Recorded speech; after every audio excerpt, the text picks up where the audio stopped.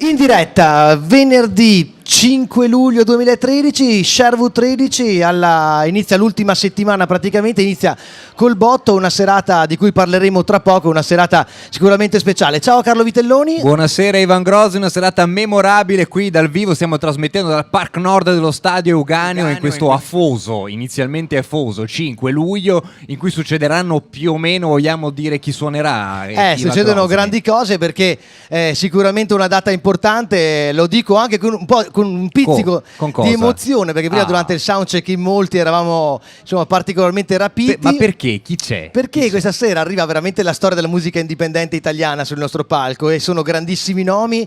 C'è Massimo Zamboni naturalmente, che è stato leader, è stato storia dei CCP, dei CSI eccetera, e arriva appunto con lui Giorgio Canali naturalmente, che ha fatto un bel pezzo di strada con lui e non solo, e poi insomma naturalmente Magnelli, Maroccolo, che anche loro sono un pezzo grandissimo in storia della musica indipendente italiana, arrivavano dalla Toscana, dai Litfiba, vi ricordo come si dice, i primi Litfiba, no? Sono arrivati col pulmino tutti insieme. E poi Fattura, Angela Baraldi, straordinaria, prima l'abbiamo sentita che è tante nel cose, non è solo una cosa, Angela tante Baraldi. cose davvero. E poi Nada e Enriquez della banda Bardot, insomma veramente pure Enriquez della banda Bardot. Prima sul palco è stato un momento in cui davvero era si capiva difficile. Niente.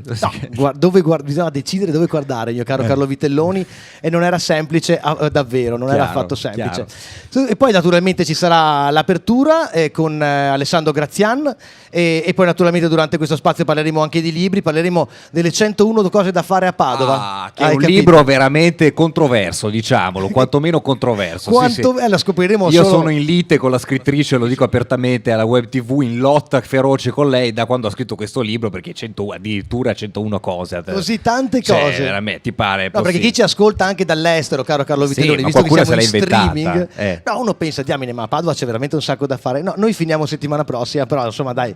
Finisce il festival? Sì. Hai già finito il festival? Vitelloni, Pazzesco. così è andata. Io guarda, per protesta quasi chiuderei adesso anche la diretta streaming, perché tanto non ha più senso andare in onda con questa Invece ha gran notizia. senso. Adesso ci vediamo, ci gustiamo il trailer del film che andrà nel Cine Street questa sera e poi torniamo, perché tu tra un cazzeggio e l'altro hai da raccontarci una cosa seria che è accaduta questo pomeriggio. È successo qualcosa questo pomeriggio, lo raccontiamo dopo, e avrei anche un editoriale. Posso fare un editoriale? Ma certo, noi te lo che sono successe delle cose. Oggi ho bisogno di sfogarmi un po'. Uso a scopo personale la Web TV.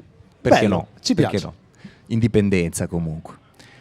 Indipendenza che dobbiamo spiegare anche perché. Perché la regia chiede, ma specificate bene cosa intendete per indipendenza. Indipendenza vuol dire che facciamo un po' il cacchio che vogliamo, tipo mandare quando vogliamo il contributo che adesso c'è. Ma se indipendenza conveniva. La parte degli angeli di Ken Loach. Ken Loach ci ha abituato a un cinema sociale, un cinema impegnato politicamente. È un autore che tutti conoscono essere dalla parte dei borderline, degli oppressi, delle classi più deboli. E tutta la cinematografia, che peraltro è una cinematografia molto prolifica, è un autore che gira quasi un film all'anno, è segnata da questo tipo di impronta politica e molto spesso destinata però a un finale amaro, quando non diventa assolutamente una tragedia.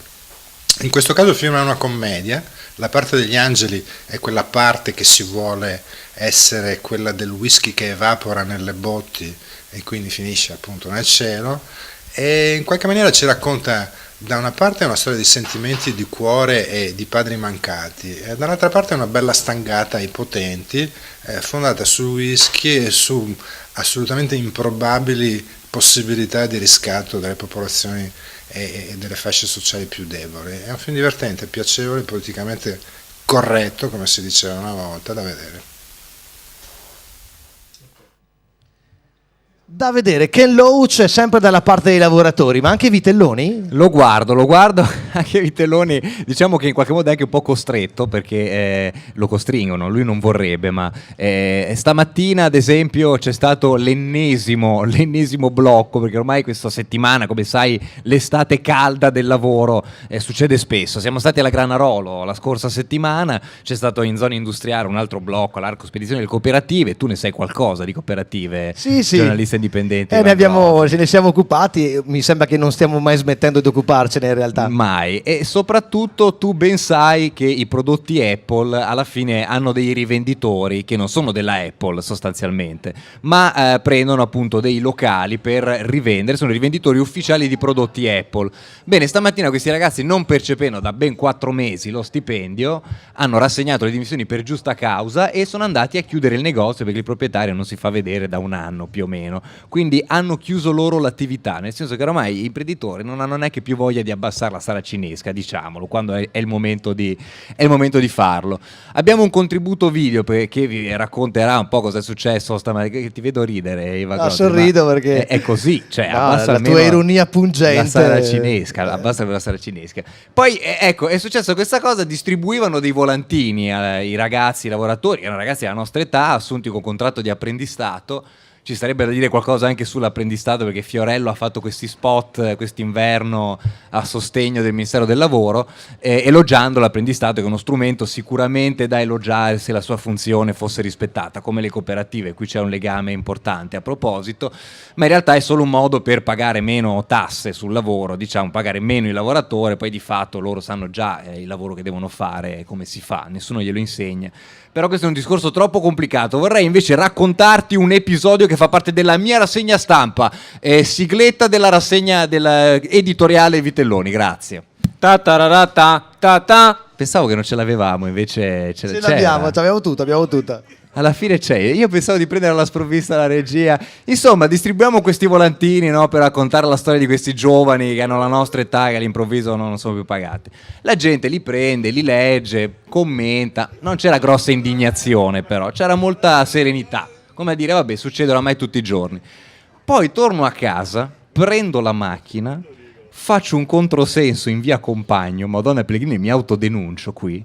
Ebbene, sono stato bloccato in mezzo alla via dall'indignazione popolare che diceva ma come tu vai in controsenso, sono 20 metri, in via Compagno la vera rivoluzione quest'oggi è scoppiata. Sono andato assalito, volevano chiamare la polizia per 20 metri di... Allora ho pensato, no? Per chiudere l'editoriale così chiudo, ho pensato tipo delle notizie che ci hanno un po' indignato questa settimana, 2 nomi accostati tipo De Gennaro, Finmeccanica, no?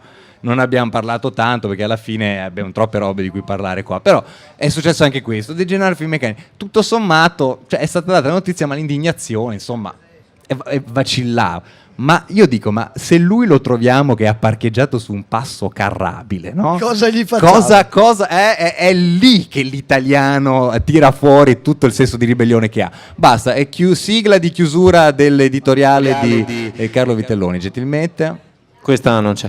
Questa non ce l'abbiamo, ripasso a te la linea. Ivan Grozini, lancia pure quello che tu vuoi. Io adesso me ne vado, sì. Lascio lo spazio alla Claude, alla fantastica Claude, che insieme all'autrice di questo libro 101 cose da fare a Padova, e naturalmente ci racconterà quali sono, non tutte, però una parte. E quindi dallo spazio a loro, lanciamo un contributo e quello poi dell'Apple, ci rivediamo. quello dell'Apple. Ma io torno, perché dopo torno torni. sì, perché dopo torna. Raccontane una dozzina gentilmente di che cose da fare, non ci allarghiamo, una dozzina può bastare. Una dozzina può bastare. Va bene, grazie. Arriva la Claude. Contributo.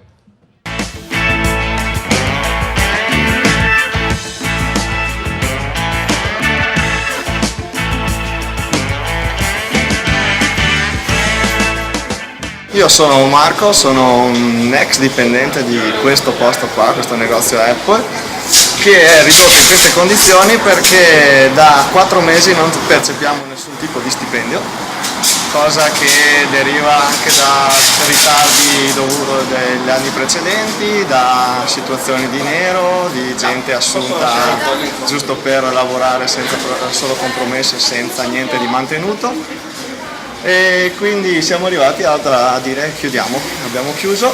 Questo negozio va a finire che viene chiuso in questo modo perché il proprietario non è in grado di poter gestire in maniera adeguata, non può e non vuole venire incontro alle nostre richieste, e quindi l'unica soluzione possibile era appunto quella di rivolgersi a degli enti preposti per far sì che questo negozio venisse chiuso da noi e non da lui.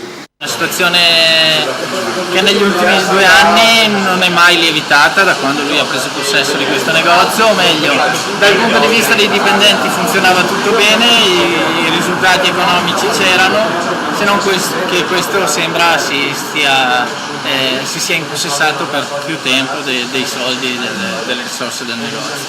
Tant'è che a un certo punto si è creato un buco allucinante e i primi a non voler più pagare sono stati i dipendenti.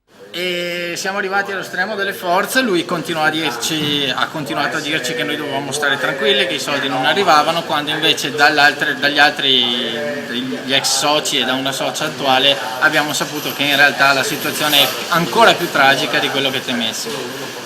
L'azienda non è in regola con i libri contabili, non è in regola con gli stipendi, non è in regola con i contratti, questa è una persona truffaldina che in qualsiasi attività ha cercato di rubare soldi. Lo aspettiamo, vediamo se riusciamo a far vedere anche agli altri con che razza di persona abbiamo avuto a che fare.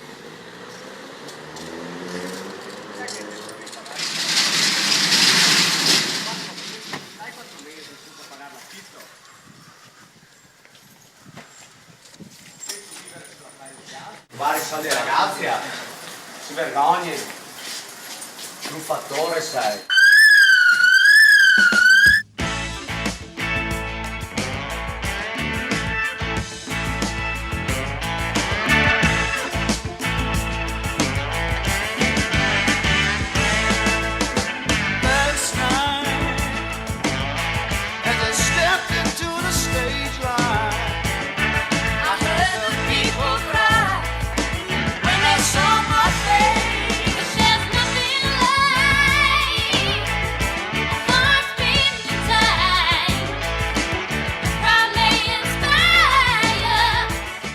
Da ragazzo gli auguro che nessuno tratti mai sua figlia come lui ha trattato noi e quindi come ha trattato i figli di qualcun altro.